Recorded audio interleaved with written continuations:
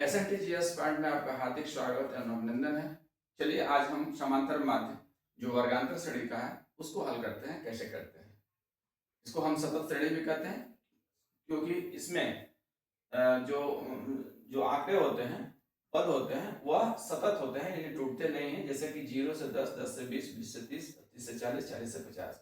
इससे पहले वाले वीडियो में आपको हमने बताया कि चर ये जो वर्गांतर श्रेणी होते हैं दो प्रकार के होते हैं, एक अपवर्जी होता है, एक समावेशी होता है। अपवर्जी का मतलब होता है कि जो एक वर्ग का वर्गांतर होता है उसका उच्च सीमा दूसरे वर्गांतर का निम्न सीमा बराबर होता है। यानी कि 0 से 10, 10 से 20 ये अपवर्जी सीमा में आता है। इसमें 10 को यानी ऊपरी सीमा को हम छोड़ देते हैं, इसीलिए नाम इसका अपवर्जी है। वर्जी मतलब मना करना, एक तरह से याद करने के लिए समझ, ऊपरी सीमा को हम क्या केयर नहीं करते हैं जब वर्गांतर श्रेणी बनाते हैं तो। और एक होता है समावेशी। समावेशी में जो होता है वह ऊपरी सीमा और निम्न सीमा दोनों को शामिल किया जाता है। तो सबसे पहले हम ऐसे जो अगर वर्गांतर आते हैं तो सबसे पहले हम यह देखते हैं कि यह समावेशी है या अपवर्जी है। अगर अपवर्जी है तो कोई दिक्कत नहीं है, अगर समावेशी है तो उसे हमें अपवर्जी में बदलना पड़ेगा। फिलहाल इस प्रश्न में कोई ऐसी दिक्कत नहीं है, ये अपवर्जी श्रेणी का ही सवाल है। अब इसमें आप देख सकते हैं इसके हल करने के दो विधि हैं, प्रत्यक्ष विधि और अप्रत्यक्ष विधि। प्रत्यक्ष विधि को दीर्घ विधि कहते हैं और अप्रत्यक्ष विधि को कल्पित माध्य विधि या लघु विधि भी कहते हैं। तो यहाँ हम आपको प्रत्यक्ष विधि के माध्यम से हल करने के लिए बता रहे हैं। तो सबसे पहले हम यहाँ पर एक सूत्र को समझेंगे। सूत्र है x बार equal to sigma F M upon sigma F is equal, या इसको हम कह सकते हैं sigma F M upon N. N मतलब नंबर्स। अब इसमें एम क्या होता है, स्मॉल एम किसको कहते हैं ये समझते हैं। तो इससे पहले वाले चैप्टर में हम आपको ये मध्य मूल्य होता है, इसको कहते हैं मध्य मूल्य को हम क्या कहते हैं एम से दिखाते हैं। और मध्य मूल्य क्या होता है, मध्य मूल्य बराबर होता है, यहाँ पे एक सूत्र बता दें, मध्य मूल्य बराबर होता है और निम्न सीमा धन उच्च बटे 2।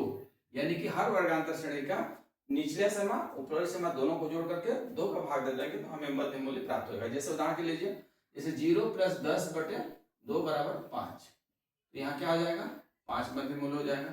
यहाँ हो जाएगा 10 धन 20 बटे 2 बराबर क्या हो जाएगा 15 हो जाएगा, तो यहाँ 15 हो जाएगा। इसी प्रकार से 30 20 50, 50 का आधा 25 हो जाएगा। फिर यहाँ पे क्या होगा 30 और 40 कितना होगा 70, 70 का आधा 35 हो जाएगा। फिर 40 और 50 का आधा कितना हो गया 45 हो गया, 45 90, 90 का 45 हो गया।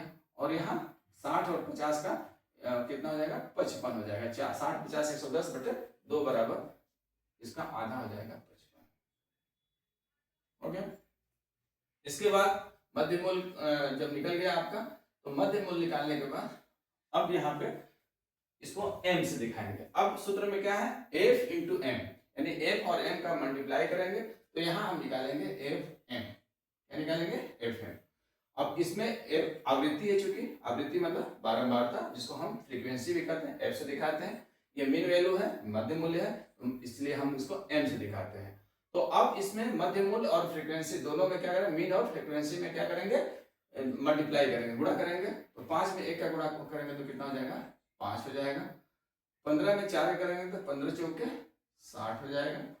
25 में 6 का गुणा करेंगे तो 25 6 का 150 हो जाएगा।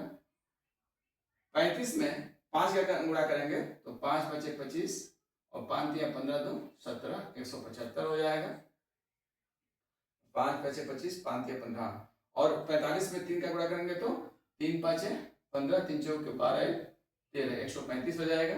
और 1 में इस 5 का 55 का गुणा करेंगे तो ये 55 हो जाएगा। अब इसको हम क्या करेंगे जोड़ देंगे, इसको जोड़ देंगे तो कितना होगा 5 5 10, 5 15, 5 20 को शून्य हासिल 2, 6 2 8, 8 5 13, 13 7 20, 20 3 23, 23 5 28 को 8 हासिल 2, 2 1 3 4 5, ये 580 हो गया। ये इसे जोड़ लेंगे इसको, और इसको आवृत्ति को देखेंगे तो 4 1 5, 5 6 5 11, 11 5 16, 16 3 19 1 20, ये कितना हो जाएगा 20 हो जाएगा। एक बार और देख लेते हैं।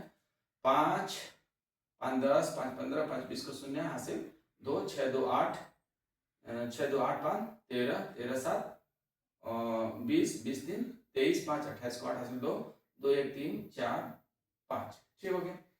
अब यहाँ पे हम सिग्मा एफएम का मान कितना है, सिग्मा एफएम का मान कितना है और सिग्मा एफ का मान कितना है ये है। सिग्मा एफएम का मान कितना हो गया 580 हो गया और सिग्मा एफ का मान कितना हो गया 20 हो गया। ये दोनों से दोनों कट गए, ये क्या है 2 दूना के 4 और 1 8 हो गया तो 2 9 18 यानी कि x बार इक्वल टू कितना हो गया 29 हो जाएगा। ये इसका आंसर हो जाएगा। तो ये हुआ आपका प्रत्यक्ष विधि से या दीर्घ विधि से समांतर माध्य ज्ञात करना।